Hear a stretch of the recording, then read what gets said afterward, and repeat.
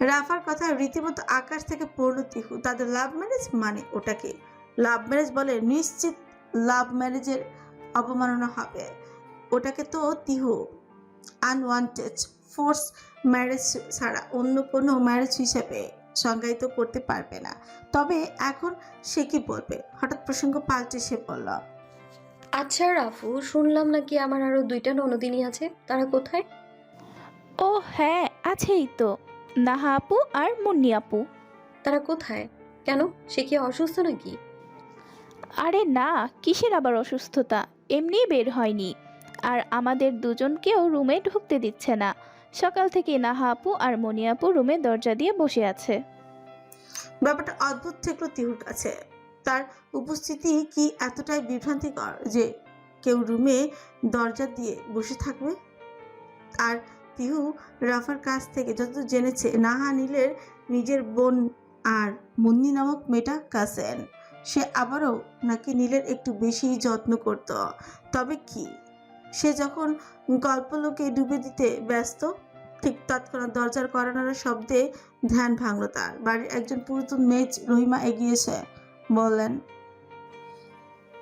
ভাবি আর ভাইজান বলায় কিঞ্চিত ফ্রুকুচকে তাকালো তিহু। চিনতে পারল না বোধ হয়। তবে রহিমা খালার এমন সম্বোধনে রাফা আর নীরার বুঝতে বাকি রইল না সে কার কথা বলছে। তারা ঝটপট কাউচ থেকে উঠে তিহুর উদ্দেশ্যে বলল, বৌমনি, রুমে চলো, বড় মামু আর মামিমা তোমার সাথে দেখা করবে।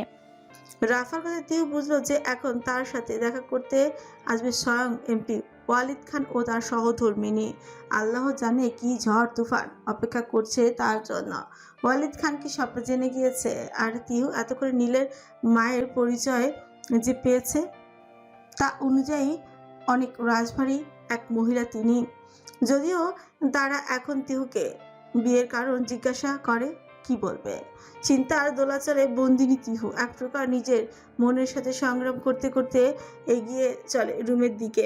তিহু রুমে এসে ঝটপট নিজের মাথায় সিল্কের ওড়নাটা টেনে দেয়। ওড়না সহ পুরো ড্রেসটা মির্জা সায়মা দিয়ে গেছে তাকে। হালকা নীলচে কালার থ্রি পিসের আবরণে বন্দিনী তিহু একবার সম্মুখ পানে তাকায়। নীলের রুমের প্রবেশদ্বারের গলিপথটা অতিক্রম করে কতগুলো পদচারণ শব্দ একযোগে কর্ণকুহরে এসে বাড়ি ভিড়ছে। মুহূর্তে কয়েকের মাঝে রুমে প্রবেশ করলো একজোড়া দম্পতি। তাদের পোশাকে আশাকে আভিজাত্যের ছোঁয়া, স্বর্ণচারীর সূক্ষ্ম আচরে বালুচুরি শাড়ি পরিহিত মহিলাটি সৌন্দর্য বর্ণতে, তবে গাম্ভীর্যে মোড়া। তিহু বেশ খানিকক্ষণ এক দৃষ্টিতে তাকে নিরীক্ষণ করল। মহিলাটির শাড়ির প্রতিটি ভাঁজে ভাঁজে যেন মিশে আছে এক বনিদি গাম্ভীর্য, তবে মুখে সাদা জাগ্রত এক স্নেহময়ী মাতৃত্বের ছায়া। পাশে দামি পাঞ্জাবি পরিহিত ব্যক্তিটি খুব সম্ভবত এমপি ওয়ালিদ খান নিজে। তিহু কণ্ঠস্বর খাদে নামিয়ে নরম কণ্ঠে সালাম দিয়ে বলল, আসসালামু আলাইকুম। জবাব দেয় উপস্থিত দম্পতি দুজনেই। প্রবেশ করে আরো কয়েকজন মহিলা কর্মচারী। তাদের হাতে ডালা জাতীয় কিছু ছিল। উপরিভাগটা দামি কাপড়ের আবরণে ঢাকা। জিনিসপত্রগুলো রেখেই বেরিয়ে যায় তারা। মির্জার সূচনার নির্দেশ রুম ত্যাগ করে রাফা আর নীরা। সকলে বেরিয়ে যেতে মির্জার সূচনা তিহুর উদ্দেশ্যে রাজভারী কঞ্চে বললাম, না দাঁড়িয়ে থেকে বিছানার উপর বসো। শুনলাম কালকে রাতে নাকি তোমার অনেক জ্বর এসেছিল। কণ্ঠটা রাশভারী হলো, তাতে আজ তীব্র মাতৃসুলভ মমতা লুকায়িত ছিল। তিহু এক ঝলক তাকালো তার দিকে। মির্জার সূচনা আর মির্জা সায়মা এক একটা অন্যরকম দেখতে। দুজনেরই মাতৃসুলভ নমনীয় একটা দিক আছে, যেটা মির্জা সায়মা আর নরম স্বভাবের হওয়ায় সহসা প্রকাশ পায়। তবে মির্জা সূচনার ব্যাপারটা বুঝে নিতে হয়, এতটুকু যা তফাৎ। নীরা স্বভাবতই ধীর পায়ে হেঁটে নিজের রুমে চলে গিয়েছে। তবে চঞ্চল রাফা বেশ ভালো করেই জানে এখন রুমে গেলেই মা তাকে ধরে বেঁধে পড়তে বসাবে। তার উপর জুটেছে আরেক দজ্জাল টিচার। প্রতিদিন গাদা গাদা খানিক পড়া না দিলে হয়তো তার পেটের ভাত হজমই হয় না। বিরক্ত একটা রাফা মনে মনে হাজারটা গালাগাল দিতে দিতে এগিয়ে যাচ্ছিল ছাদের দিকে। সিঁড়িঘরে পৌঁছাতেই হঠাৎ ভেসে আসা একটা কণ্ঠ থমকালো তার পদচারণা, গুনগুন করে কেউ গাইছে। ইরানি বালিকা যেন মরুচারিণী, পল্লীর প্রান্তর বন মনোহারিণী, ছুটে আসে সহসা গৈরীর বরণী, ছুটে আসে সহসা গৈরীর বর্ণী, বালুকার উর্নি গায় জল তরঙ্গে ঝিলমিল ঝিলমিল, ঢেউ তুলে সে যায়। রাফার বুঝতে বাকি রইল না কণ্ঠস্বরটা আসলে কার। ছাদে এসে পরিচিত পুরুষব দেখে খানিক শয়তানি হাসলো রাফা, অতঃপর গলা সামান্য খাকারি দিয়ে বলল, মরুচারিণী মনোহরিণী, আহা আহা কি সুর, পুরো किडनी टचिंग। तब भाई इतनी रोमांटिक अब किसको लिए हुआ बताइए। মৃদু কণ্ঠে গানটা গাইতে গাইতে ফোনের একে অপরূপার ছবি বিশ্লেষণ ব্যস্ত নিহিত। হঠাৎই রাফার গলায় দ্রুত ব্যতিব্যস্তের ন্যায় ফোন অফ করতে গিয়ে সেটি নিচেই ফেলে দিল। তা দেখে রাফা এগিয়ে এসে বলল, হায় হায় রে, গেল গেল, সবটা গেল, তোমার সাধের আইফোনটা গেল। কি এমন দেখতেছিলা হ্যাঁ, যে আমায় দেখে লুকাইলা? দেখি দেখি। সে দেখতে যেতে নিহিত তার মাথায় জোরে একটা গাঁটা মেরে বলে, বেশি পাকনামি করলে এমন মারবো না, পুরো সানডে মানডে ক্লোজ হয়ে যাবে। এক্ষুনি যা, গিয়ে পড়তে বস বলছি, যা। মারলা কেন? মারলামটা কই, এক্ষুনি যদি না যাস তবে এমন মারবো না, পুরো বাপ দাদা 14 গোষ্ঠীর নাম ভুলে যাবি। আমি বাপদাদার নাম ভুলবো কিনা জানি না, তবে তোমাকে তোমার বাপদাদার নাম ভুলিয়ে দেব। দাঁড়াও, তুমি যে লুকিয়ে লুকিয়ে নিজের প্রেমিকার ছবি দেখছিলে, এটা বলতে চাচ্ছি আমি মামিয়ার কাছে। বলে সেখান থেকে দৌড়ে প্রস্থান করে রাফা। নিহিত গলা চড়াও করে বলে, যা যা যা, তুইও যা। আমিও যাচ্ছি ফুপু আম্মুর কাছে, তোর আর কুদ্দুস কাকুর বিয়ে ঠিক করতে। কুদ্দুস কাকু মানে? ওই যে আমাদের মোড়ের পাশে বেগুনি আর চপ বিক্রি করে, বেশ ভালোই মানায় কিন্তু। বিয়ের পর তুইও বানাস কুদ্দুস কাকুর বউ। আমি যদি কুদ্দুস কাকুর বউ হই, তাহলে তুমিও লায়লার মামুন। কি বললি? রাফা এক ছুটে সিঁড়ি ভর পেরিয়ে যেতে যেতে একাধিকবার বলে ওঠে, কুদ্দুস কাকুর বউ খালি হাতের মাথায় পায় তোকে। নিহিত তার পিছু করতে গিয়েও ধরতে না পেরে ক্ষুদ্র সৈনিকের ন্যায় বলে উঠছে। কিছুক্ষণের আগে খানিক আলাপচারিতা শেষ করে বেরিয়েছেন ওয়ালিদ খান আর মির্জা সূচনা। তার পরপরই ফিরেছে নীল, তবে সেদিকে খেয়াল নেই তিহুর। সে স্তব্ধ হয়ে বিছানার উপর বসে আছে, সবকিছুর মাথার এক হাত উপর দিয়ে যাচ্ছে। তার বিছানার উপর রাখা দামি শাড়ি, গহনা, গদা খানিক পোশাক আর টাকার বান্ডিলগুলো ছড়িয়ে রাখা।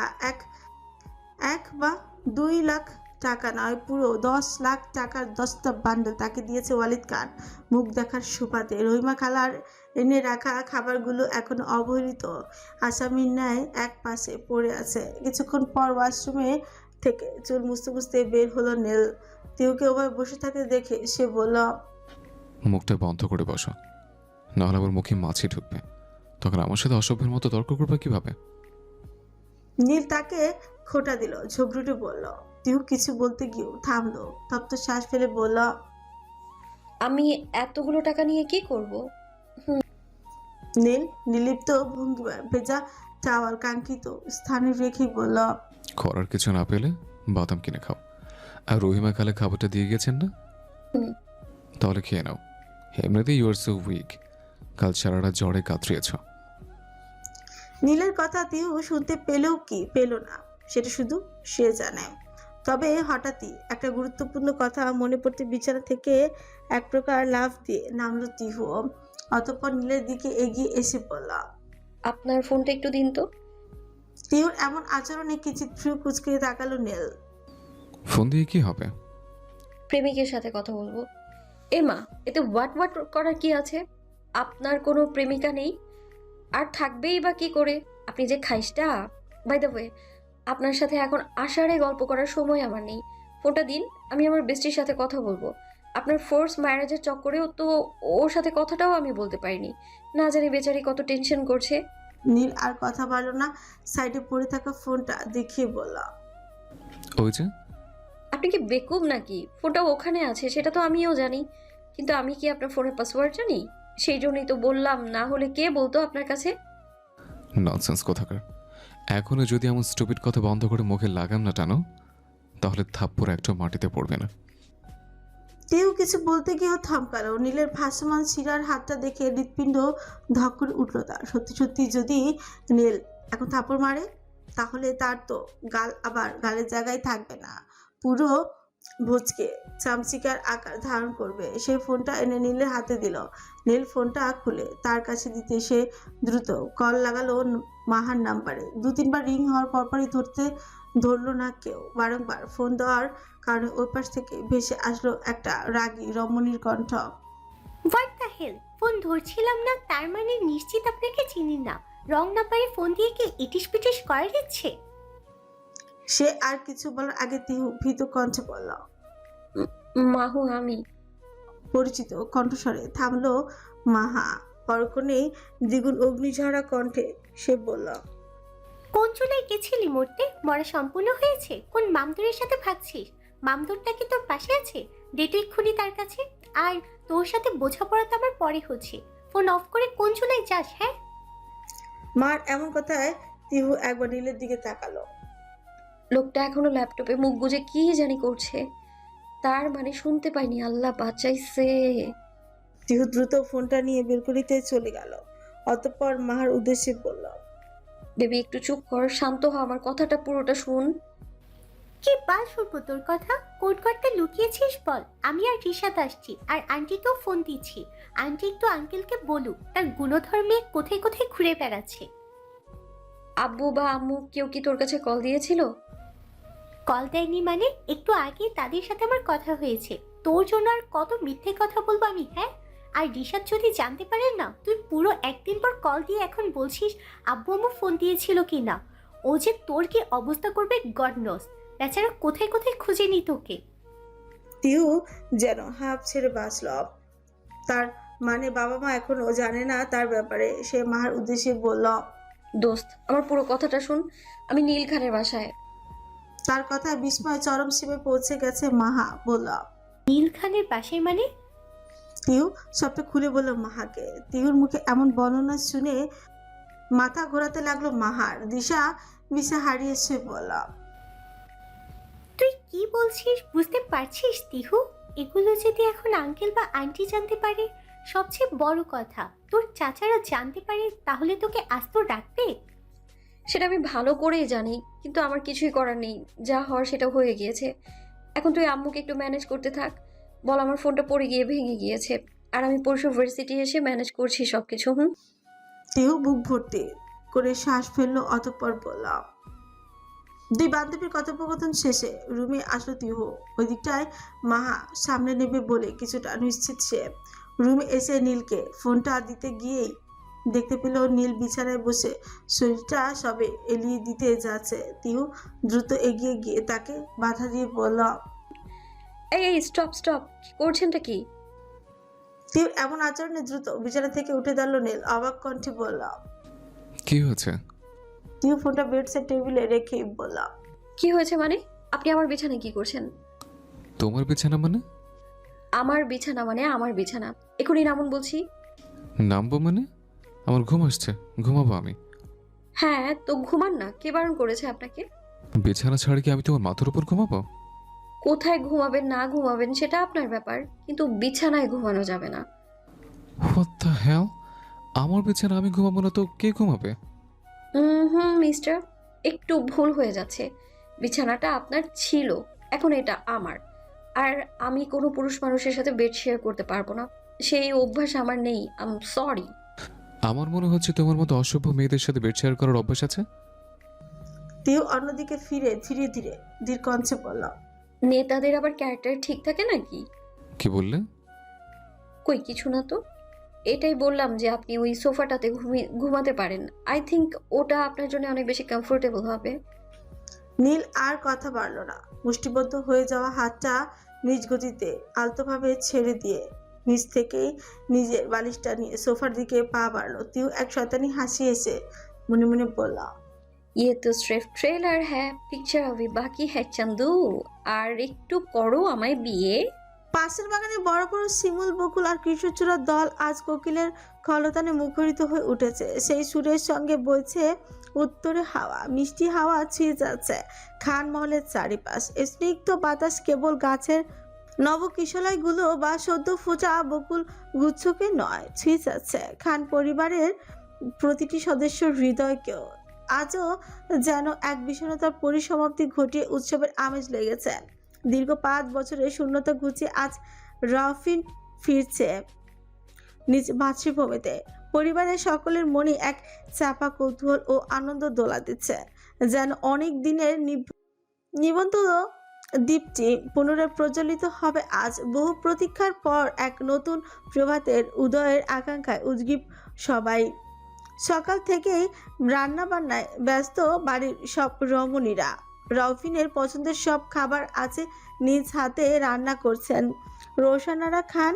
তার চোখে আনন্দ অশ্রু, মুখে প্রশস্ত তৃপ্তির তার হাসি।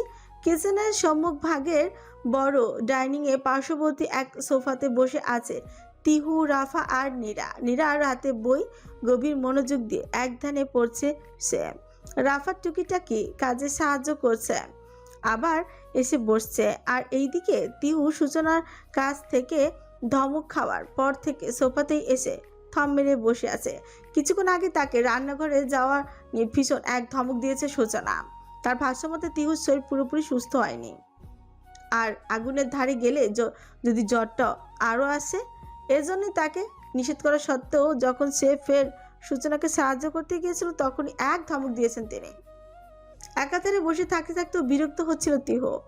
রাফাটারও আজকে অবসর নেই, বড় ভাই আসছে বলে কথা, কত দায়িত্ব তার। বিরক্ত তিহু আশেপাশে ফিরে কি করবে ভাবতে ভাবতে দেখতে পায় 2 তলা দিয়ে নামছে 2 জন রমণী। তিহুর কাছে সম্পূর্ণ অজ্ঞাত তারা। সে নীরাকে আলতো ধাক্কা দিয়ে বলল, এই নিরু। এক মনে পড়তে পড়তে কল্পরাজ্যে হারিয়ে গিয়েছিল নীরা। তিহুর এমন হঠাৎ ডাকে কিছুটা কেঁপে উঠে বলল সে, কিছু বলবে বৌমনি? তিহু সিঁড়ি পেয়ে নেমে আসা 2 জন রমণীর দিকে ইঙ্গিত করে বলল। ওরা কারা? তিহুর কথায় তাদের দিকে ফিরল নীরা। মোটা ফ্রেমের চশমাটা হাতে দিয়ে সামান্য ঠিক করে তারপর তিহুর দিকে তা ফিরে বলল, ও ওরা, ওদের মধ্যে ব্ল্যাক টপস আর স্কার্ট পরা মেয়েটা হচ্ছে নাহা আপু, আর ব্লু সালোয়ার কামিজ পরা মেয়েটা হচ্ছে মনি আপু। নীরার কথা তিহু একবার ভালো করে মেয়ে দুটোকেই পর্যবেক্ষণ করলো। নাহার চেহারায় ওয়ালিদ খানের মুখাবের গড়ন স্পষ্ট, তবে মুন্নি মেয়েটা একটু অন্যরকম সুন্দরী। হ্যাঁ অবশ্যই ডাগো ডাগো চোখের অধিকারী সে। গায়ের রং তিহুর মতোই অতটা উজ্জ্বল নয়, তবে সে লাবণ্যময়ী। আর কৃষ্ণ কালো চুলগুলো ঢেউখানো স্রোত তরঙ্গের ন্যায়। তবে অবাক করার বিষয় হচ্ছে তার চুলগুলো অদ্ভুত রকম ফুলে ওঠা রক্তিম বর্ণের, যেন কত রাত নির্ঘুম কাটিয়েছে সে। তিহু যখন তাদের পর্যবেক্ষণে ব্যস্ত ঠিক তখনই তার পাশ কাটিয়ে চলে গেল তারা। একবারও তার দিকে ঘুরেও তাকালো না। বেশ অবাক হলো তিহু। কালকে থেকে আজ পর্যন্ত যতগুলো মানুষের সাথে তার পরিচয় হয়েছে সবাই তাকে বেশ যত্ন করেছে, যদিও নীলের বড় ফুপুটা একটু অন্যরকম। কিন্তু এই মেয়ে দুইটা নাহা আর মুন্নি কিচেনে এসে দাঁড়ালো। তাদের দেখে সায়মা হেসে বললেন, কি ব্যাপার, এতক্ষণ পর মনে হলো বের হওয়ার প্রয়োজন? আর মনি, তোর চোখ মুখের এই হাল কেন? বাদ দাও তো ভাবি, দেখো হয়তো কাল রাতে আবার কোনো স্যাড মুভি দেখেছে আর কেঁদে কেঁদে বালিশ ভিজিয়েছে। কিছুদিন আগেই তো ওই যে কি মুভি রিলিজ না, সাইয়ারা না কি, ওইটা দেখেও তো 2 দিন যাবৎ শুধু কেঁদেই গিয়েছিল। মায়ের কথায় মৃদুমন্দ চাপা হাসলো মুন্নি। মুভি? আসলেই তো মুভি। তার জীবনের গতিধারা এক চমকপ্রদ করুণ মন নিয়েছে, তা হয়তো কোনো মুভিকেও হার মানাবে। যে ব্যক্তিটির প্রত্যেকটা খুঁটিনাটির মুন্নির ভালো করে জানা, সেই ব্যক্তিটাই নাকি বিয়ে করে নিয়েছে। মলিন হাসির রেখা ফুটে উঠল মুন্নির ঠোঁটে। নাহা একবার সেদিকে তাকালো, বুকের মাঝে কি যেন মোচড় দিয়ে উঠলো তার। কেউ জানুক বা না জানুক, নাহা তো ভালো করে জানে মুন্নি নীলকে ঠিক কতটা ভালোবাসে। সমুদ্রের অতল স্পর্শিতার ন্যায় সেই ভালোবাসা যখন হার মেনেছে তখন থেকে নাহার মনেও এক অজানা শঙ্কা দানা বেঁধেছে। মুন্নিয়াপুর ব্যাপারটা তো তার জানা, তবে সে যে আয়াজকে পছন্দ করে না পছন্দ করে না, রীতিমতো ভালোবাসে, সে ব্যাপারটা তো সকলের অজানা। তবে যদি তার সাথেও এমন হয়, না এসব কি ভাবছে নাহা? এসব কোনোদিনও হতে দেবে না সে, কখনো না। হাজারো কল্পনাকে রীতিমতো পা দিয়ে পিছে নাহা এক ঝলক সোফায় বসে থাকা মেয়েটির দিকে তাকালো। ভুবনমোহিনী সুন্দরী মেয়েটি, ঠিক যেন কোনো কবিতার রচিত কাল্পনিক নায়িকা, তেমনি তো সব দিক থেকে পারফেক্ট। মেয়েটা সুদীর্ঘ আখি পলক বিশিষ্ট, তার জাগর জাগর মধুরঙা মণির নেত্র, চিকন জলাইন, নব কিশলয়ের মতন কম্পিত একজন গোলাপি অধর, নাসিকাটি পাতলা এবং তীক্ষ্ণ, সব মিলিয়ে যেন সে কোনো দক্ষ কারিগরের পরম যত্নে এক অনবদ্য ভাস্কর্য। সৃষ্টিকর্তা যেন তাকে নিজ হাতে পরম যত্ন দিয়ে তৈরি করেছেন। তবে সবচেয়ে অবাক করা ব্যাপারটি হচ্ছে মেয়েটি একগুচ্ছ সুদীর্ঘ কেশরাজি হালকা লালচে চুলগুলো বিনুনি আবৃত থাকলেও সেগুলো সোফার পেছনে ফ্লোরে এসে পড়েছে। সব মিলিয়ে অসাধারণ সুন্দর লাগছে মেয়েটিকে। নাহার নিজেরই তো এক প্রকার ঘোর লেগে গেল, একটা মেয়ে এতটা সুন্দর হতে পারে। তবে তৎক্ষণাৎ মুনির কথা মনে পড়তেই ঘৃণার সহিত দৃষ্টি ফিরিয়ে নিল সে, হোক সে ভুবন মোহিনী, অপরূপা কিংবা স্বর্গীয় অপ্সরা। তবে তার কারণেই মুন্নির মতো একপাক্ষিক ভালোবেসে যাওয়া মেয়েটা আজ কষ্ট পাচ্ছে। নাহা কখনো ক্ষমা করতে পারবে না মেয়েটিকে, কখনো না। আচ্ছা, কথা কি একবার বলে শুনতে পাস না? বললাম তো আজকে আমার পক্ষে পানিমন্ত্রীর সাথে দেখা করা সম্ভব না। যদি তার বেশি প্রয়োজন হয় তাহলে সে আরো 2 দিন অপেক্ষা করুক। I have nothing to do. Got it? নীলের তীক্ষ্ণ কণ্ঠে অপর প্রান্তে থাকা লোকরা চুপসে গেল। অতঃপর স্থির কণ্ঠে বলল, আচ্ছা ভাই, আমি দেখছি ব্যাপারটা। দেখে দেখে তো কিছুই নেই। আমি বলেছি মানে সেটাই ফাইনাল। আগামী 2 দিনের আগে উনি যদি আমাকে নক করে তাহলে আমার থেকে খারাপ কিন্তু কেউ হবে না। কথাটা বলেই যেন ফোন কেটে দিল নীল। বিরক্তিতে চোখ মুখ কুচকে আসছে তার। এই পানি মন্ত্রীটাও জুটেছে, বিগত 1 সপ্তাহ ধরে তাকে ফোন করেই যাচ্ছে। জিজ্ঞাসা করলি বলে, ব্যক্তিগতভাবে দেখা করা প্রয়োজন, একান্তে। নীল বোঝে না কেন একান্তে দেখা করার প্রয়োজন। নীলের কণ্ঠে এক ঝলক সিঁড়ির দিকে তাকালো তিহ। নীলের পরনে আজ গতানুগতিক এক শুভ্র পাঞ্জাবি, তবে আজ তাকে একটু অন্যরকম লাগছে। তিহু চোখ সরু করে ব্যস্ত হয়ে পড়ল। নীলকে বিশ্লেষণ করতে তার নীল মণিযুক্ত তীক্ষ্ণ চোখের উপরে থাকা ভ্রুদয় সামান্য কুঁচকানো, মুখে বিরক্তির ছাপ স্পষ্ট। নিশ্চয় আবারও কোথাও কোনো ঝামেলা পাকিয়েছে। আফটার অল নেতাদের তো এই একটাই কাজ, ঝামেলা বাঁধানো।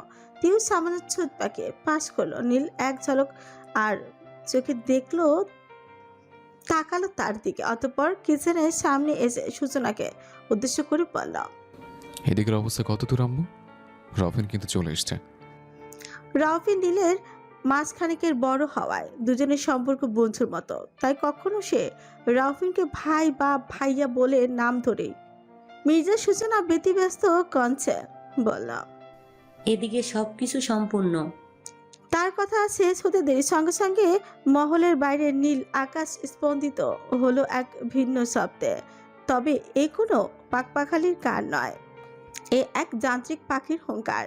সেই শব্দ ক্রমেই ঘন হয়ে আসছে, আর তার পরিবারের সকলের হৃদয়ে এক চাপা উত্তেজনা যেন তরঙ্গ তুলছে।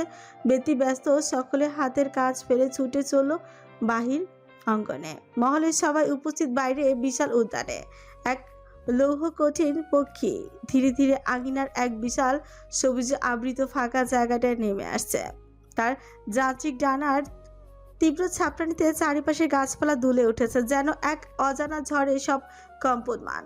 যন্ত্র পাখাটির উদরে লুকিয়ে আছে 500 বছরের প্রতীক্ষার প্রতিমূর্তি। সে যখন ভূমি স্পর্শ করলো, সমস্ত বাতাস যেন এক লহমায় স্তব্ধ হয়ে গেল। নীরবতা এই ক্ষণটি যেন সকল ইন্দ্রিয়ের উপর জয়ী হলো। ধীরে ধীরে যন্ত্র পক্ষীরাজের মাঝ থেকে নেমে এলো নিখুঁতভাবে তৈরি ডার্ক নেভি স্যুট পরিধানরত এক সুদর্শন পুরুষ। দেখতে অনেকটা ব্রিটিশদের মতো পুরুষটির মুখায়ব চঞ্চলতা বিহীন, কেবল শান্ত নিবিড় এক প্রশান্তি। সেই প্রশান্তির মধ্য দিয়েও তার তীক্ষ্ণ চোখ দুটো আপনজনকে খুঁজে ফিরছে। দূরে দাঁড়িয়ে থাকা রোশনারা খান এই দৃশ্য দেখে আর নিজেকে স্থির রাখতে পারলেন না। সকল বিধি নিষেধ, সকল জড়তা ভেঙে তিনি প্রায় ছুটতে গেলেন তার পুত্রের দিকে। তার চোখে তখন আনন্দের অশ্রু, মুখে এক তৃপ্তির হাসে। রাফিন যখন দেখলো তার মা ছুটে আসছে, তার নিজের হৃদয়ের বাতিও যেন ভেঙে গেল। 5 বছরের সকল শূন্যতা, সকল কষ্ট যেন এক লহমায় মিলিয়ে গেল। যখন সে তার মায়ের উষ্ণ আলিঙ্গনে ধরা পড়ল, এক নীরব, এক গভীর আবেগে পূর্ণ সেই দৃশ্য, যার হার মানবে ভাষার বর্ণনাকেও। অন্যান্য পরিজনেরাও তখন ধীরে ধীরে এগিয়ে এলো, যেন আজ এক নব সূর্যোদয়ের সূচনা হলো খান মহলের আঙিনায়।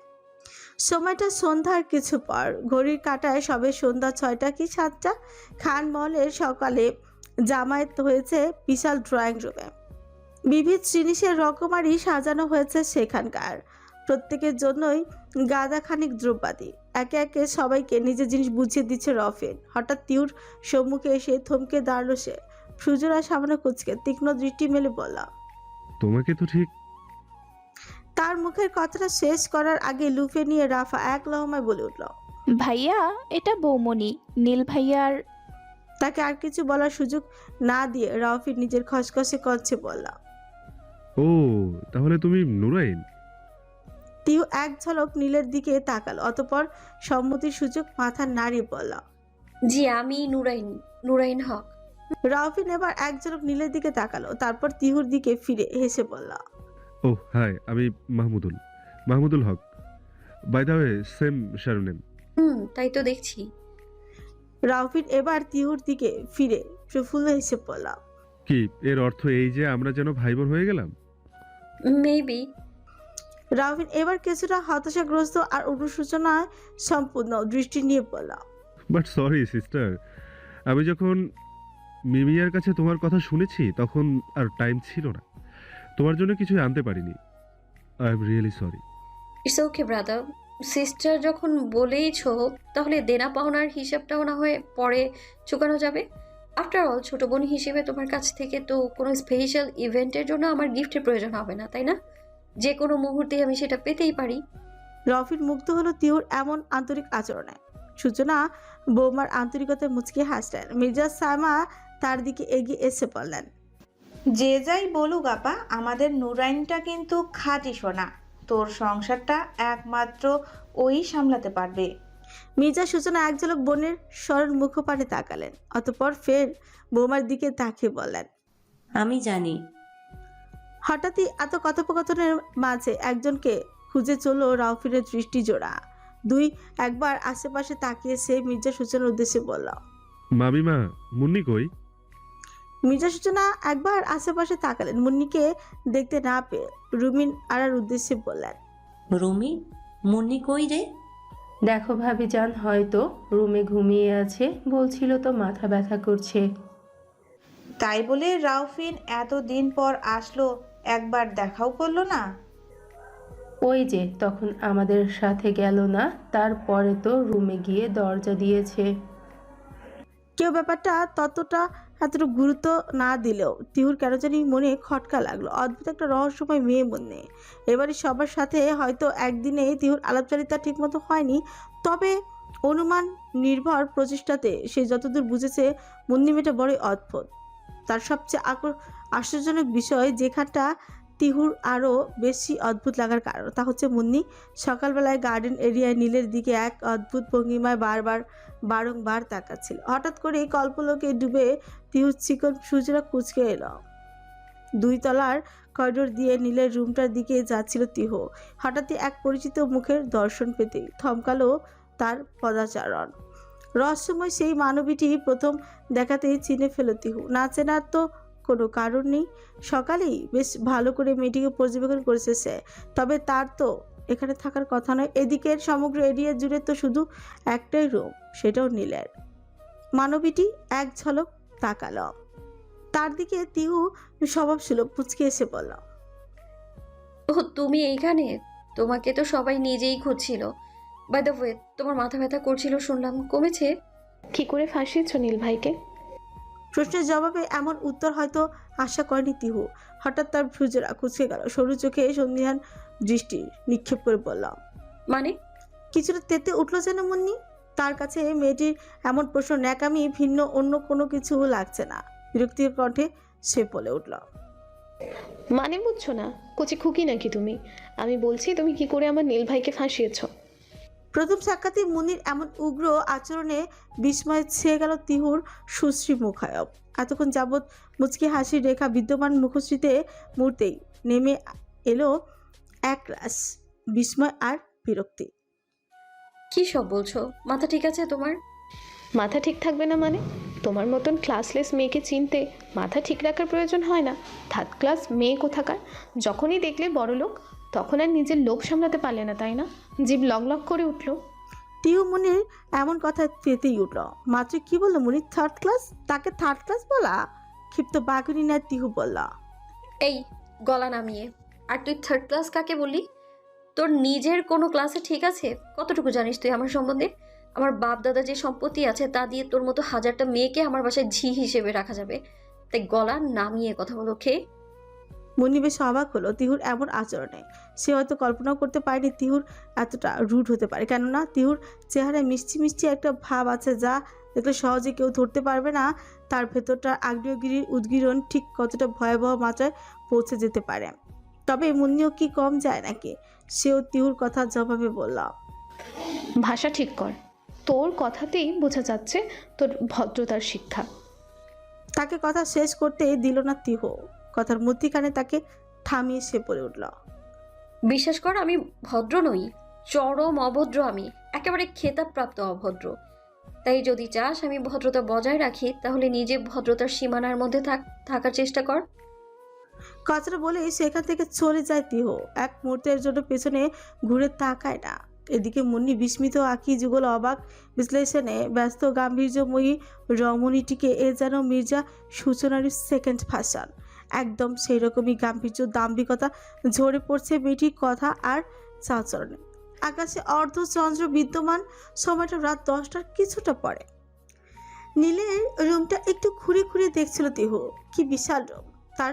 তবে সবচেয়ে সুন্দর লাগার মতো জিনিসটা হচ্ছে উত্তর সাইডের সুইমিং পুলটা। রুমের সাথে লাগা তার সুইমিং পুল আর তার স্বচ্ছ পানিতে দৃশ্যমান নানা রঙা পাথরগুলো নজর কাড়ে। চারিধারে হরেক রকমের নাম না জানা বাহারি ফুলের সমাহার। তিহু এক নজরে পানির দিকে তাকে নিজের রাগটা সংযত করার চেষ্টা করছে।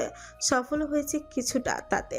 তৎক্ষণাৎ রুমের মাঝে কারো পদধ্বনির শব্দে সেখান থেকে রুমে আসলো সে। নীল সবে নিজের পাঞ্জাবিটা বদলে একটা ফুল স্লিভ শার্ট আর ট্রাউজার পরে বেরিয়েছে।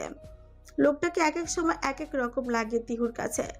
এই যেমন এখন একেবারে হলিউডের কোনো বড় তারকার মতো লাগছে, আবার কখনো কখনো তাকে অভিজ্ঞ নেতাদের থেকেও দ্বিগুণ গাম্ভীর্যপূর্ণ লাগে তাকে। তবে লোকটিকে যেন এই লুকে বেশ ভালো লাগছে তিহুর। সে মুগ্ধ নয়নে নীলকেই যখন বিশ্লেষণে ব্যস্ত, তৎক্ষণাৎ মুন্নি ব্যাপারটা মাথায় আসতেই সম্বিতে সে দৃষ্টি নামাল। অতঃপর নীলের দিকে ফিরে পড়ল। আপনার ফোনটা একটু দিন তো। নীল কোনো কথা না বলে বেডসেট টেবিলের উপর পড়ে থাকা আই রিলেটেড বক্সের দিকে ইশারা করলাম। তিহুর নীলের ইশারায় এক ঝলক সেদিকে তাকাল। অতঃপর বিড়বিড় করে বলল, এ লোক কি দৈনিক ফোন বদলায় নাকি? নীল হয়তো শুনতে পেল তিহুর কথাটা। সোফাতেই বসে ল্যাপটপটা অন করতে করতে সে বলল, ফোনটা তোমার, আমার না। তিহু তখন সবে এই ফোনটা ডিটেলস বক্স থেকে আনবক্সিং করে হাতে ধরেছিল। নীলের এমন কথা অবাক দৃষ্টিতে তার দিকে তাকালো সে। একবার হাতে থাকা আইফোনটার দিকে, আরেকবার নীলের দিকে তাকিয়ে বলল, এই ফোন নিয়ে আমি কি করব? দেখেই থাকবা মানে? যেহেতু তুমি ফোন দিয়ে করার কিছু পাচ্ছ না, তাই তাকিয়ে থাকবা সর্বক্ষণ। আমার এত দামি ফোন লাগবে না। বাট আমার লাগবে। মানে? এত মনে মনে করো কেন? দিয়েছে যখন নিয়ে নাও। আর একটা প্রশ্ন নয়।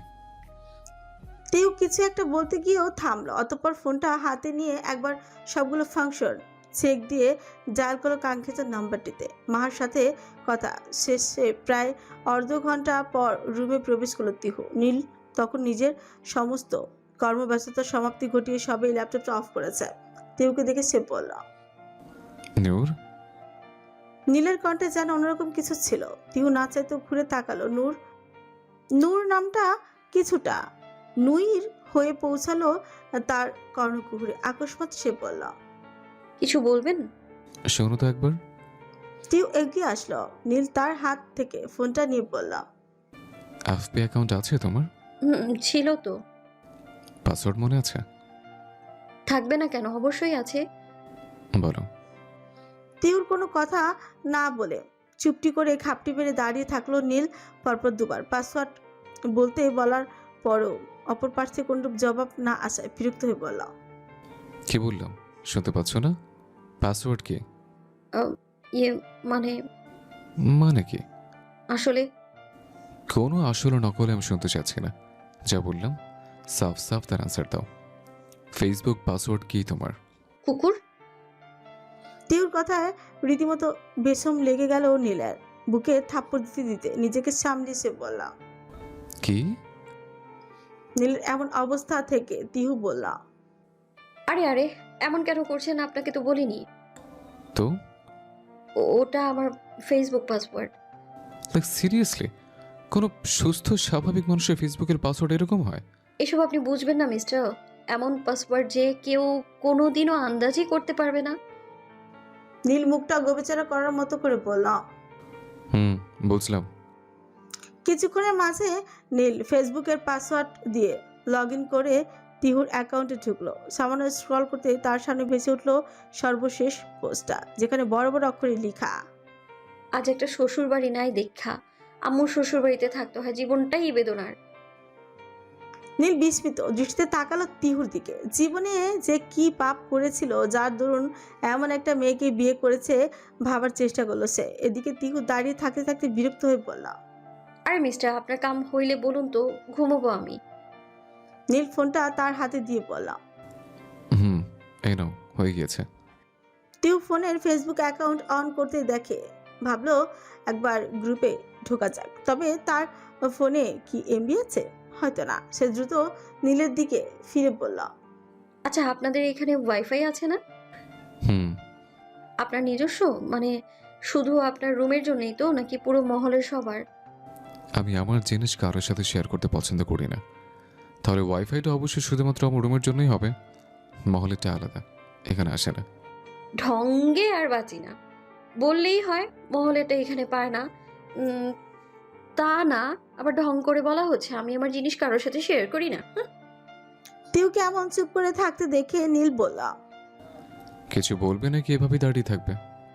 পাসওয়ার্ডটা একটু দেবেন? I love you. নীলের কথায় তিহুর চোখ কোটর থেকে বের হয়ে আসার উপক্রম। বিস্ময়পূর্ণ কণ্ঠে সে বলল, কি বললেন? এটা ওয়াইফাই পাসওয়ার্ড। একটু আগে তো আমাকে খুব বলছিলেন। তা আপনার কি মনে হয় কোনো স্বাভাবিক মানুষের wifi password I love you হতে পারে? এটা আমি না, এজাজ দিয়েছে। আর চুপচাপ বসে কোনো কাজ থাকলে সেটা করো, বকবক করে আমার মাথা খেও না। বলে নীল মোবাইল স্ক্রলিং এ ব্যস্ত হয়ে পড়লো। তিহু নাক মুখ ছিটকে একবার সেদিকে তাকালো, অতঃপর নিজেও বিছানায় গিয়ে একবার নিজের মেসেঞ্জার চেক করতে লাগলো। কিছুক্ষণ পর তিহু হঠাৎই বলল, এই যে শুনছেন? সারাদিন ক্লান্তি শেষে হয়তো একটু ঘুম ঘুম আসছিল নীলের। তিহু কণ্ঠে সে বলল, বলো। একটা রিকোয়েস্ট করবো, রাখবেন প্লিজ? বেশি ঢং না করে বলে ফেলো। অ্যাকচুয়ালি আমি গ্রুপে ঢুকে দেখছিলাম কালকে আমাদের একটা ক্লাস টেস্ট আছে। প্রফেসর চিফ স্যার নিজে যাওয়ার জন্য জরুরি তলব করেছেন। তাই যদি আপনি আমায় একটু দিয়ে আসতেন।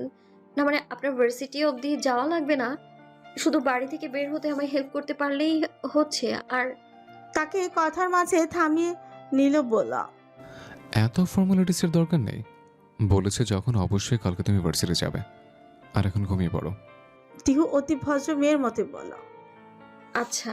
নীল সোফাটাতে পাশ ফিরে ঘুমিয়ে পড়ল। কিন্তু তিহুর চোখে ঘুমের লেশ মাত্র নেই। মনে আনন্দের জোয়ার বইছে তার। কাল মাহার সামনে গিয়ে এতদিনের অ্যাডভেঞ্চারের কথাগুলো বলতে না পারলে একদণ্ড শান্তি মিলবে না তার। কত শত কথা জমা হয়ে আছে। পূর্বের আকাশ সিঁদুর রঙে রাঙা হয়ে উঠেছে।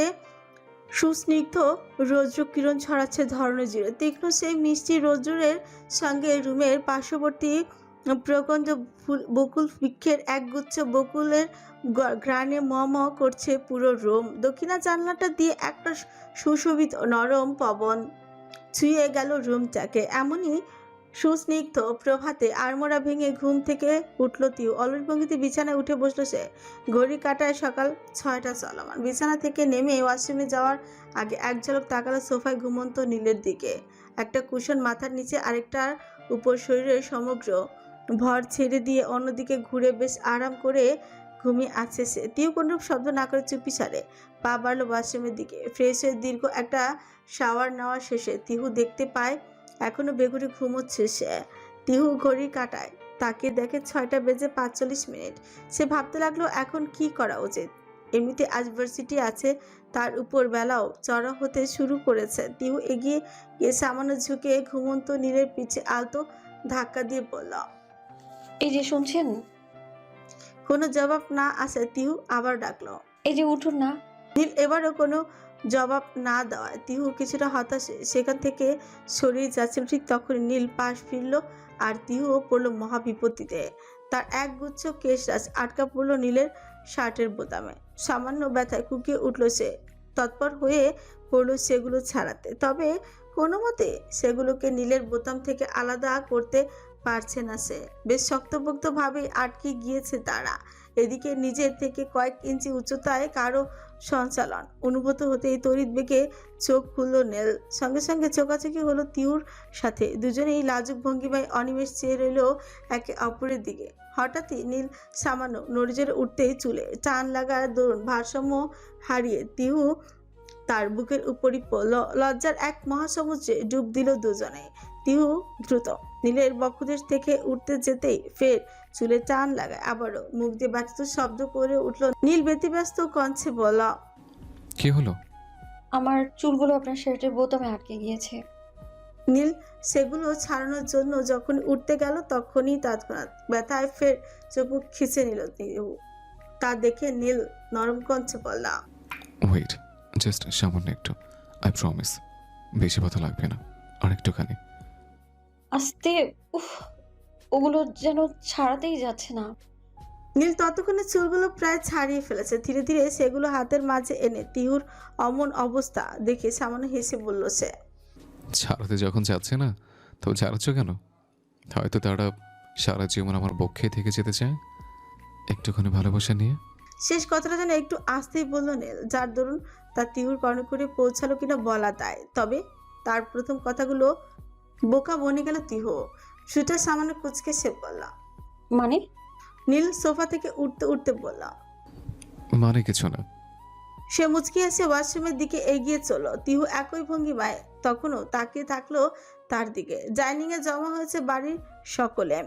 বাড়ির সব পুরুষ আর নবীনেরা খেতে ব্যস্ত। প্রত্যেকটা পুরুষের পাশেই দাঁড়িয়ে আছে নিজ নিজ সহধর্মিনী। অন্যান্য দিন বাবা আর বড় চাচুরা পাশে, মা আর বম্মা থাকলেও আজ বড় ভাইয়ের পাশে। তার সহধর্মিনী দেখে হতাশায় দীর্ঘ নিঃশ্বাস ছাড়ল নেহেদ। পাশেই বসেছিল রাফা। নেহিতের দিকে ফিরে সে বলা, কি হলো? তোমার কি বউ মারা গেছে নাকি? নিত তার দিকে অগ্নিদৃষ্টি নিক্ষেপ করে কিছু বলতে গিয়ে হতাশাগ্রস্ত কণ্ঠে বলল, দেখ দেখ, আজকে নীলবাইয়ের পাশেও বৌমনি আছে, কাল রাউফিন ভাইয়ের পাশেও তার সহধর্মিনী আসবে, আর আমার। নিহিতের কথা হো করে হেসে উঠল রাফা।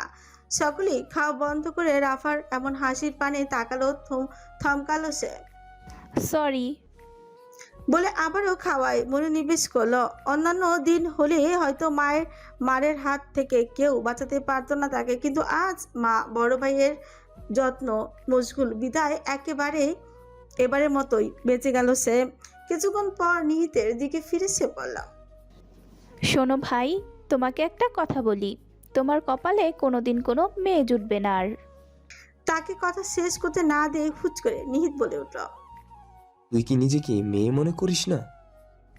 নিহিতের এমন কথায় কপাল কুঁচকালো রাফা। ডান চোখটা সামান্য ছোট করে সে বলল, মানে? নিজের কথা নিজে লজ্জায় পড়ে গেল নিহিত। দ্রুত পাশের গ্লাস থেকে এক গ্লাস পানি এক নিমিষে শেষ করে দিয়ে বলল, মানে কিছু নয়, এখনো দুটো খা। আর একটা কথা বলবি তো, এমন থাপ্পড় দিব না। তোমার আসলেও মাথায় সমস্যা আছে নিহিত ভাই। নিত আর কোনো কথা বলল না, চুপচাপ দ্রুত ভঙ্গিতে খেতে থাকলো। তুমি এখন এখানে দাঁড়িয়ে কি করছো? যাও এক্ষুনি, আর দ্রুত রেডি হয়ে নিচে আসো, কুইক। নীলের কণ্ঠে সবাই অবাক ভঙ্গিমায় তাকালো তার দিকে। রোশনারা ফ্রিজিবল কুচকে বললেন, রেডি হবে মানে? কোথায় যাবি তোরা? আজকে নূরের ভার্সিটি আছে, আর আমরা সেখানে যাব। রুমিনারা স্বামীর প্লেটে ভাত দেওয়া বন্ধ করে বললেন, ভার্সিটিতে যাবে মানে? আজকে তো কিছু রিচুয়ালস আছে। আর তুই জানিস না, খানবাড়ির বউদের বিয়ের 1 সপ্তাহের আগে কলেজে বা ভার্সিটি যেতে নেই। দায়িত্ব থাকে তাদের, বুঝে নিতে হয় সেগুলো। কাকে কি বলছো আম্মু? এই মেয়ে সংসারের দায়িত্ব নেবে? মুন্নির কথায় তার দিকে অগ্নিদৃষ্টি নিক্ষেপ করে তাকালো নীল, সঙ্গে সঙ্গে চুপসে গেল সে। রোশনারা বললেন, সেটা তো বোঝাই যাচ্ছে। যেখানে বাড়ির বউরা প্রতিদিন ভোরবেলা উঠে রান্না কাজ সব একা হাতে সামলায়, সেখানে সব কিছু সূচনার করা লাগে। রোশনার কথা জবাবে মির্জার সূচনা বললেন, কাজটা তো আমার করতে হচ্ছে রৌশানা। কই, তুইও তো আমাকে হেল্প করিস না। আর নুরাইনের কথা বলার আগে তুই নিজের দিকে তাকা। ও না হয় বাচ্চা মেয়ে, নতুন এসেছে, কিন্তু তুই তো এবারে নিয়ম কানুন সব পুঙ্খানু জানিস। তবুও কেন তোর প্রতিদিন ঘুম থেকে উঠতে দেরি হয়? তুই তো আর ওর মতো বাচ্চা নোস, নাকি শিং ভেঙে বাসুরের দলে নাম লেখাতে চাচ্ছিস? মির্জার সূচনা এমন কথা চুপসে গেল রোশনারা খান। মির্জার সূচনা এক ছলক সেদিকে তাকিয়ে ফের নূরের দিকে ফিরে বললেন, নুরাইন, জামা তুই গিয়ে রেডি হয়ে নে, আমি তোর খাবার নিয়ে রুমে আসছি। তিও এক ঝলক সবার দিকে তাকালো, অতঃপর সম্মতিসূচক মাথা নাড়িয়ে উপরে গেল। ভার্সিটির ক্লাস শেষে ছুটির প্রায় আগ মুহূর্তে একটা অফ পিরিয়ড চলছিল, তাই বন্ধুমহল বাইরের খোলা উদ্যানে বসে গল্প করছিল। তিউকে এতক্ষণ যাবৎ নানান কথা শুনিয়েছে মাহা আর রিশা। তিউ চুপচাপ বসে আছে। নিদ্রাও ইফাজের কাছে সবটা শুনেছে, তাই মাহা আর রিশা তিউকে বকলেও সে কিচ্ছু বলেনি। তিউ হঠাৎই মাহাকে আলতো করে ধাক্কা দিয়ে বলল, আরে এমন করছিস কেন? তোর জন্য তো গুড নিউজ আছে। বলেছিলাম না তোকে আমার বড় যা বানাবো দোস্ত। This is too much unexpected যে আমার একটা ভাসুর আছে। দ্যাট মিন্স তুই আমার বড় যা কনফার্ম। মা দীর্ঘ নিঃশ্বাস ছাড়লো। তৎক্ষণাৎ পাশ থেকে রিশাদ বলল, তোর কোনো ননদ নেই বান্ধবী? আছেই তো, দুটো আমার মনের মতো, আর একটার সাথে এখনো কথা হয়নি, আর একটা তো চুন্নি। নাম কি রে তোর ননদের? রিশাদের কথা চাপা হাসলো নিদ্রা। টিহু দুষ্টু এসে বলল, ব্যাপার না দোস্ত, তোর সেটিংও আমি করিয়ে দেব, কিন্তু কথা হচ্ছে তোর জন্য পারফেক্ট কোনটা। ভাবতে ভাবতে হঠাৎই এই তিহুর চোখের সামনে ভেসে উঠলো দুই পাশে বিরুনি আবৃত মোটা ফ্রেমে চশমাধারী মিষ্টি মেয়েটাকে। সঙ্গে সঙ্গে সে বলে উঠল, নীরু পারফেক্ট। নীরা আর রাফার মধ্যে বড় রাফা, তবুও কেন যে রিশাদের জন্য নীরাকে পছন্দ করলো তিহু জানা নেই। তার কথায় রিশাদ শিকুচকে বলল, নিরু মানে? নীরু মানে নীরা, ওয়ারিশা খান নীরা। বিশ্বাস কর, তোর জন্য পুরাই পারফেক্ট। তুই যেমন সারাক্ষণ শর্ট টেম্পার্ড, সেও সেরকম নরম আর মিষ্টি একটা মেয়ে। তোকে শুধু ওই সামলাতে পারবে। তবে রাফা না থাক, নীরাই পারফেক্ট। তার কথার মাথা মুন্ডু কিছু বুঝলো না বন্ধুমহল। হঠাৎ ইউনিভার্সিটির একজন স্টাফ সালমা বেগম এগিয়ে এসে বললেন, তিহুমা, নীল স্যার এসেছেন, তোমাকে ডাকছে। সালমা বেগম চলে যেতেই চাপা হাসলো নিদ্রা আর মাহা। মাহা ক্ষণিকের জন্য রেগে থাকলেও তিহুর উপর রাগ করে থাকা যায় না, অন্ততপক্ষে সে তো কখনোই পারবে না। মুচকে এসে মাহা বলল, চলুন মিস জনাবিকা, আপনি তো এখন আবার নেতার স্ত্রী, কত সম্মান আপনার। চলুন চলুন, আপনাকে সম্মান করে আমরাও সম্মানিত হই। এই রিশাদ চল। মাহু। রিশাদ উঠে দাঁড়ালো। 3 বন্ধু মিলে এগিয়ে চললো মেন গেটের দিকে। সামনে দাঁড়িয়ে ছিল নীলের গাড়ি। মাহা আর রিশাদ তিহুকে এগিয়ে দিয়ে সেখান থেকে চলে গেল। তিহু পা বাড়ালো গাড়ির দিকে। গাড়ির ড্রাইভিং সিটের পাশে বসেছিল রাউফিন। বহুদিন পর দেশে ফিরেছে বলে নীলের কোম্পানিটা ঘুরে দেখতে গিয়েছিল সে। আসার পথে নীল ভার্সিটিতে তিহুকে নিতে আসায় গাড়ির মাঝেই বসে আছে সে। তার সুঠাম দেহে শরীর আবৃত, কালো শার্টে সানগ্লাসে ঝেঁকে থাকা, তীক্ষ্ণ দৃষ্টি, তার নিবদ্ধ হাতে থাকা মুঠোফোনে। হঠাৎই পরিচিত এক মেয়েলি সুবাসে দ্রুত জানলা দিয়ে বাইরে তাকালো সে। দেখতে পেল দুজন বন্ধু গল্প করতে করতে যাচ্ছে, একটা মেয়ে আর একটা ছেলে। বেশ খানিকটা দূরে চলে গিয়েছে তারা, যার দরুন ভালোভাবে বোঝা যাচ্ছে না তাদের। তবুও রাউফিনের কেমন যেন লাগলো, মনে হলো বহু পরিচিত, বহু প্রতীক্ষিত ব্যক্তিটি তার পাশে দিয়েই হেঁটে গেল। সে দ্রুত গাড়ি থেকে নামতে যাচ্ছিল, ঠিক তখনই হাজির হলো তিহু। এক ঝলক নীলের দিকে তাকিয়ে পরক্ষণে রাউফিনকে দেখে সে বলল, আরে ব্রাদার, তুমি এইখানে? তিহুর কণ্ঠে ধ্যান ভাঙলো রাউফিনের। তার দিকে ফিরে এসে মুচকি এসে বলল, এই তো সিস্টার, তোমাকে নিতে এলাম। টিহু মুচকি এসে গাড়িতে উঠলো। গাড়ি চলছে ব্যস্ততম সড়ক দিয়ে। ড্রাইভিং সিটে দক্ষ খাতে গাড়ি চালাচ্ছে নীল, পাশে রাউফিন। টিহুর বিক্ষিপ্ত নয়ন জোড়া বারবার লুকিং গ্লাসে চলে যাচ্ছে, যেখানে দৃশ্যমান নীলের তীক্ষ্ণ নীলচে আঁখি জোড়া। ফের দৃষ্টি নামাচ্ছে সে। বার কয়েকটা এমন কর্মকাণ্ড লক্ষ্য করলো রাউফিন। আরও একটা জিনিস তার নজর কাড়ল, যখনই তিহু দৃষ্টি নামাচ্ছে ঠিক তখনই নীল লুকিং গ্লাসে তার দিকে তাকাচ্ছে। ব্যাপারটা বেশ ইন্টারেস্টিং লাগলো তার কাছে। ঠোঁট চেপে সে হেসে পড়ল। নীল, গাড়িটা থামাতো। রাউফিনের কথা তৎক্ষণাৎ ব্রেক করল নীল, দ্রুত কণ্ঠে বলল, কি হয়েছে? Any problem? রাউফিন দরজা খুলে গাড়ি থেকে নেমে গিয়ে বলল, কাবাব মে হাড্ডি হতে কার ভালো লাগে বল? সিস্টার, তুমি বরং সামনে যাও, আমি পিছনে বসি। তিহু আর নীল দুজনেই লজ্জায় পড়ে গেল রাউফিনের এমন কথায়।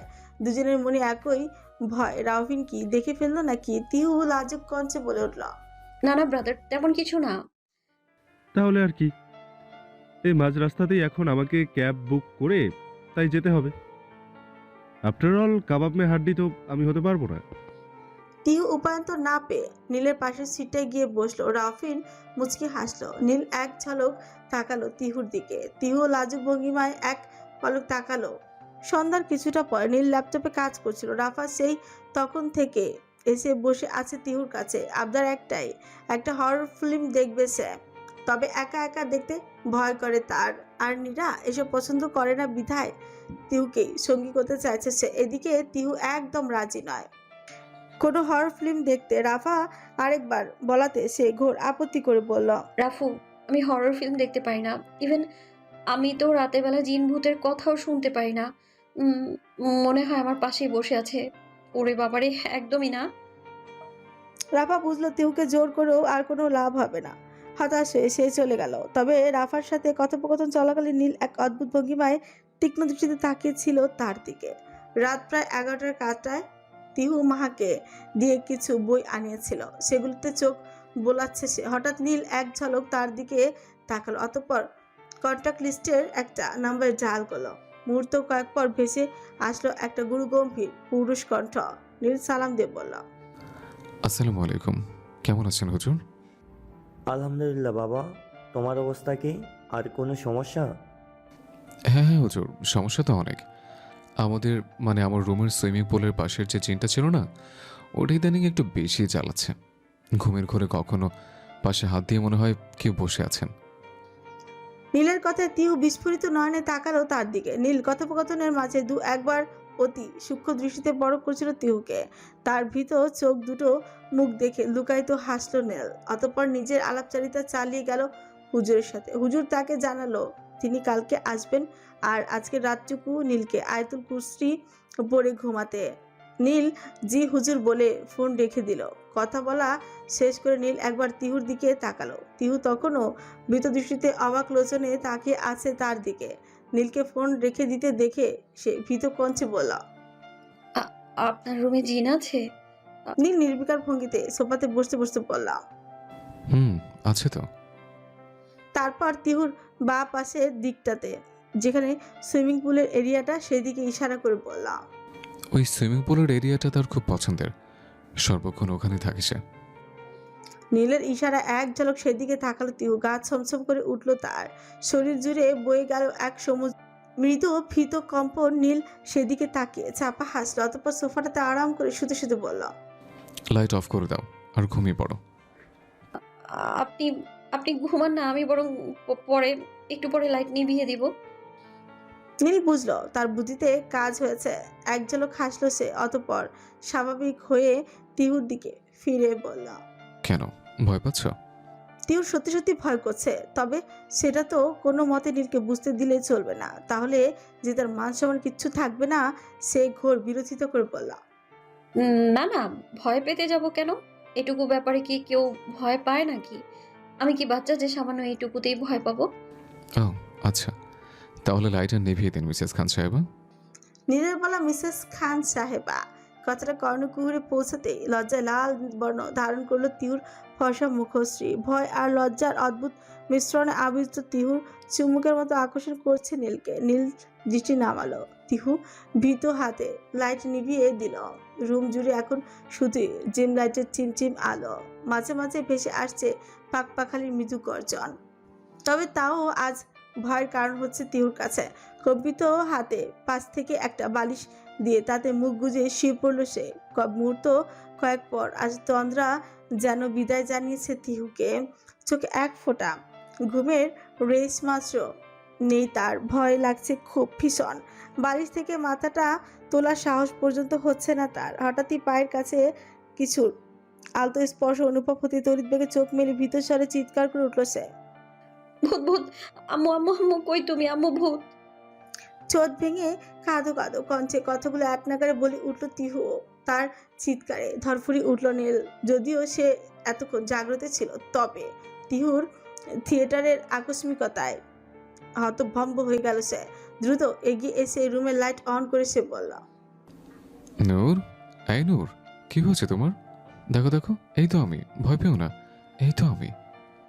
তিহু কোনো কথা না বলে সবেগে এসে শক্ত করে জাপড়ে ধরল নীলকে। তার এমন কাণ্ডে থ বনে গেল নীল। নিজের উপর নিজেরই রাগ হতে লাগলো তার। কেন করলো এমন মিথ্যা নাটক?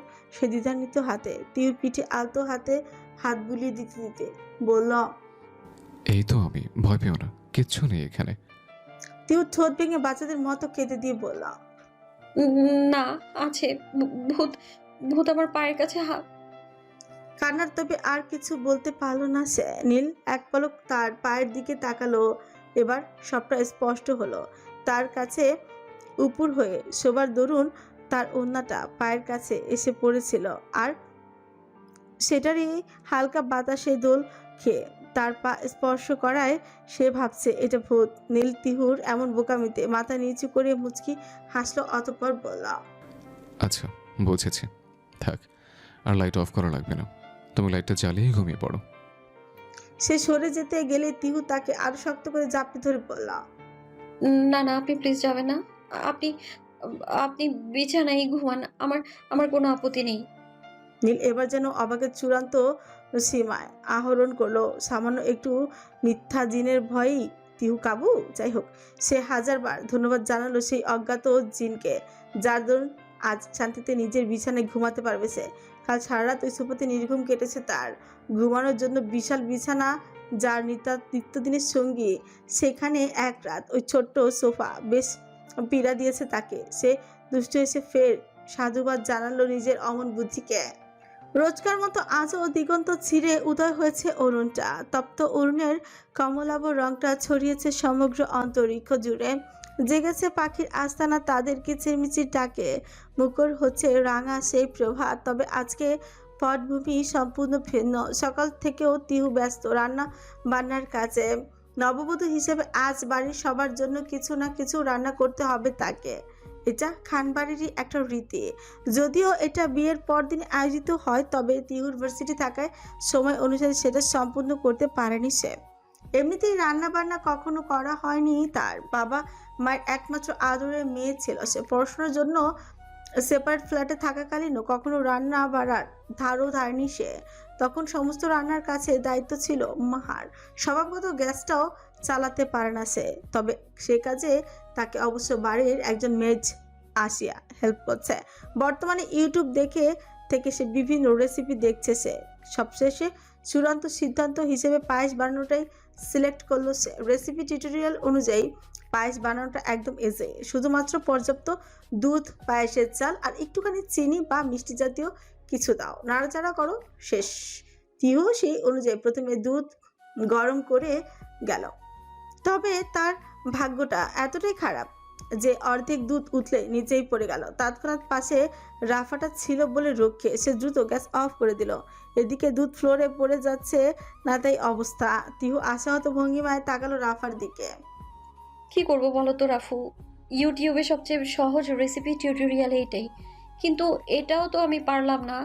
কি করবা বৌমনি, আমিও তো রান্না করতে পারি না। নীরা, তুই পারিস?